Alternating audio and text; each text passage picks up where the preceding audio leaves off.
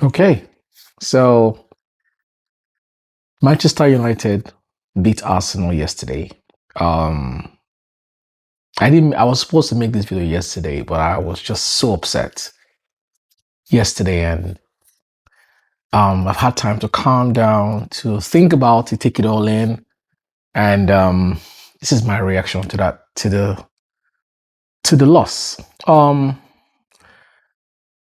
This entire YouTube channel is called the Objective Arsenal Podcast. So for a reason, it's because one thing that I always want to do is be objective about Arsenal. I love Arsenal, love Arsenal, but I'm going to always choose to be objective. My objective analysis pre-game is that Arsenal will beat Manchester United. I feel like we ticked all the boxes. Players were back. We have an amazing record at home. United haven't beat us at home in years. But I also said something. I said that if you look at my previous video, I said if there's one team that could beat Arsenal is Manchester United, and that's for history reasons. United has always find a way to get into our minds and heads, and they've broken so many records for Arsenal down the years. And if you're an Arsenal fan, you know what I'm talking about. Um, but I have to say something though.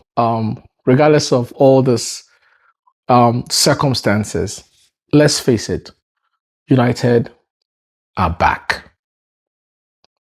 They were fantastic.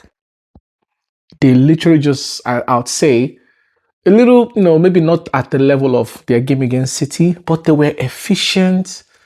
They had a game plan and they executed it perfectly. So I have to give huge, huge kudos to Michael Carrick and to United team. They were phenomenal. And guys, if we really want to be honest with ourselves, right? United invested better than us when it comes to attack. Mbeumo pound for pound can rival Saka.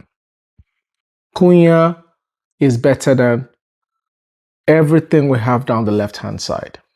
Okay, and of course, you know that Bruno Fernandes is a better 10 than Odegaard. So kudos to Manchester United. I can't make this video without acknowledging the fact that they were better than us. Now, will they be better than us long term? I don't think so. I think United is going through a phase, and rightly so. New manager, players are inspired, and they could go all the way. But if you look at the context of just how the season have been and last season, we've been a better team for the past, better United for the past 3 or 4 years, and they know that as well. But let's focus on this game. They were phenomenal. I was watching United like, wow, this is how Arsenal normally would play. Now, about the game, I felt like we started well, got the lucky goal. Yeah, so it was a lucky goal. Oh, well, not a lucky goal, it was set piece goal. And we just lost the plot, completely lost the plot. And I don't quite get it how players are not turning up. And I'm going to speak about Arteta's role in what's going on with Arsenal right now. Yes, we're going through a rough patch. We haven't won our last 3 games. I think Nottingham Forest, Liverpool, and now this game. We haven't won. This is our 3rd loss of the season. I did predict that Arsenal will lose about 4 to 5 games this season. And that's why we'd win the league, because we'd lose less and City will lose more. City right now is at 5, I think. And like I said before, the threshold for winning the league is do not lose more than six games. Liverpool's already at 7. Villa, I think, is at 5 with City as away at 3. So we still have some we're still behind when it comes to that side of losses. So good for Arsenal. I wasn't expecting this loss. I thought this was a game that we could win or draw at most. At some point, I was like, I'll take 2-2, because sometimes there's just a bad day in the office. And I felt like yesterday was the bad day in the office for Arsenal. United had a better game plan. They understood Arsenal. They executed their own plan perfect, better than us. I wouldn't say, maybe except for Casemiro and maybe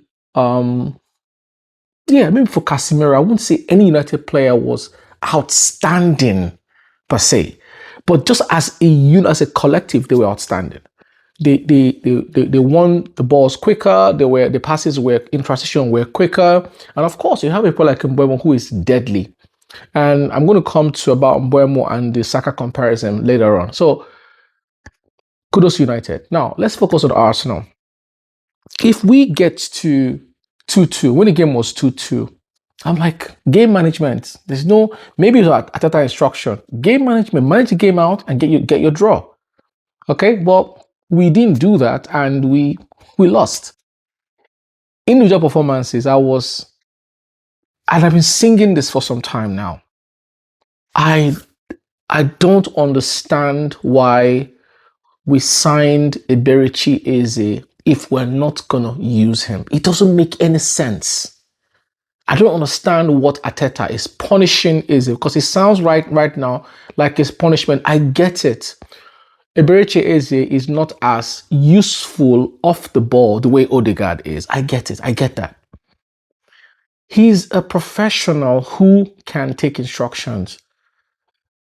There is, look, 10 out of 10 times, Eze is a better player on the left-hand side than Trossard and Martinelli put together. Eze played majority of his games last season for Crystal Palace on the left-hand side. He scored goals, he created chances, and he dribbled.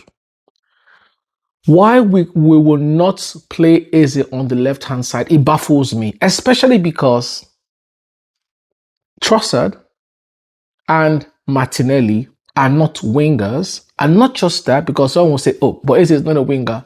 They can't dribble. They're not efficient. Trossard is grossly, just like Martinelli, grossly inconsistent. They have two or three good games and then they disappear. That is not the level for a team that wants to win the Premier League. You look at wingers all over other teams. Let's take Man City for example. Let's take Liverpool for example. Man City. Let's take Diaz of last season. Let's take Vinicius. That's the level. If you cannot perform at that level, then what are you doing at Arsenal? So there's a large number of Arsenal fans who are team Trossard. I'm not team any of them. I think they are below average wingers who give you one or two games and then they disappear. I'll keep singing this like a song. If we cannot sign a proper winger, then play Eze on the left-hand side. Eze is a naturally intelligent footballer who can be more useful on the ball for Arsenal down the left-hand side than any of Martinelli and Trossard can do. Now let's talk about Saka. I heard one of the reasons why Mbeumo didn't come to Arsenal was because of because we favor Arteta favors Saka. You get it? Star boy, I love him too. But you and I know that Saka has been underperforming lately. I liked when Arteta removed Saka from the left and from the right and put him on the left. I liked that. Maybe we need more of that than playing Martinelli. Maybe play first half or whatever you want to share your time. I am sick of the inefficiencies down our left-hand side of Trossard and Martinelli. If Arteta won't go and sign a proper winger, there are proper wingers out there to sign. There's Desiree Doué, there's Yildiz of Juventus. These are proper wingers, and then others. I would even take Diaz of Real Madrid, to be honest with you. But we are experimenting with Trossard, and it's not working. I'm sorry, it's just not working for me. He's a bench player for me. If I was to build this team, Trossard won't start in my team. I will sign a proper winger, a proper winger.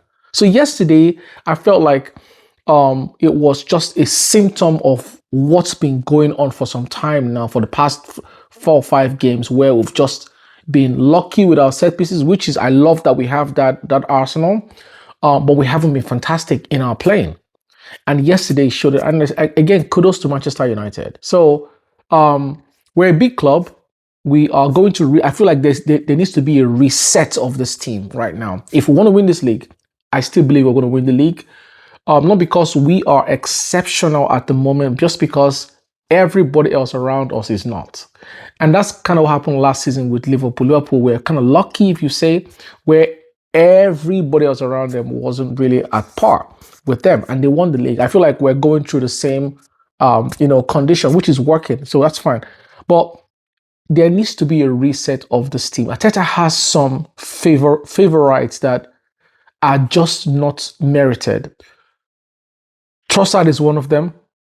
It doesn't make any sense to me why we're playing Trossard and Martinelli ahead of Eze down the left-hand side. Eze on the pitch yesterday would have been way more effective. If Eze on a bad day on the left-hand side is more effective than Trossard and Martinelli. That's one. Two, a lot of fans wanted Jesus to start. I thought eventually it was a bad call because Gyökeres came in and he was more effective.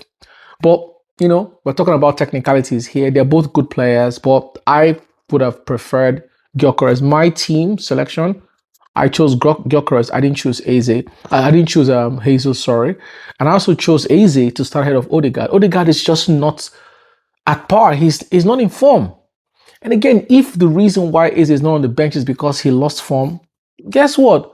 We should also drop Odegaard as well because he's not in form. So this is looking like being unfair from Arteta's side of things. But I hope this gives an opportunity to reset this team. Big coaches do it. They reference a game and say, you know what, we need to change the way we play. And for that reason, I want to make this change. And you make the changes. It's as simple as that. Defensively, we didn't look at. I felt there was just nerves. I didn't understand why Saliba was jittery in the first half. Then of course, Zubimendi made the mistake as well, which led to the goal. I'm not going to pick on Zubimendi. I thought he was been fantastic for us this season. It was a bad day on the office. It happens. We have to move on. The good thing, we have opportunity to reset. We have Leeds away coming up next in the Premier League. We should go there and win. As simple as that. There's no other acceptable result. We should put all our eggs in one basket, go there and win. The Champions League game is useless to us, to be honest. We can afford to rest the entire team, even play academy players, and still qualify. But I trust, knowing Arteta, he will play the first team because he wants to bounce back, and that might expose us to injuries. But I think it's good enough. We should be good enough to get a win at home in the Champions League. But Leeds away, just like I go back to the Nottingham Forest game, which really pissed me off. What Arteta was doing there. Arteta prioritized the Inter Milan game over the Nottingham Forest game, and we paid dearly for it. If we had won that game, we wouldn't be here. This would have softened the blow of Manchester United yesterday. But we gambled with that game. And of course, then we lost this one. And then it becomes a bigger problem. So again, I'm going to say this, I don't know if they watch this or not, but the most important game for us right now is not the Champions League, it's the Leeds away. That's the game we should prioritize. Make sure everybody's fresh and ready to go and win that game. If you're a fan like me, I know you're, downcasted and, you are upset. I was so upset yesterday. I felt at 2-2. Okay, fine. Let's just, no shame in that. Take the draw and go. But we lost our head and we conceded. We don't have time to think about it. It's football, We move on. We're a very good team. Make no mistake about that. We're a very good team. Have the best defense in the league. Even the best attack in the league as well, I think. Yeah, I think so. So big teams reset. Man City have done it many times this season. Aston Villa have done it as well. Liverpool have done it as well. Man U's doing theirs. I think this is their first reset they're doing this season. In fact, for some time, not even just season, for a couple of seasons. So we have to reset. We need to bounce back immediately and get back on track with the way we started the season. Our defensive structure also needs a reset, but it's time to reset this team. I am saying drop Trossard, play Eze. Okay, simple as that. If we're not going to play him in 10. And to be honest with you, Gyökeres stays up front. Yep, stays up front. Anyways, let me know how you feel, guys. Like I said, I've had time to calm down and, put myself together and, take it all in. And yeah, it was a good game for United, good result for them. And quite frankly, I'm happy for them, to be honest with you. I think United deserves to be in top 4. And Arsenal, it's time to reset and Arteta needs to stop this favoritism he's doing with Trossard over Eze or Odegaard over Eze. It makes no sense. Anyways, guys, cheers. Bye-bye.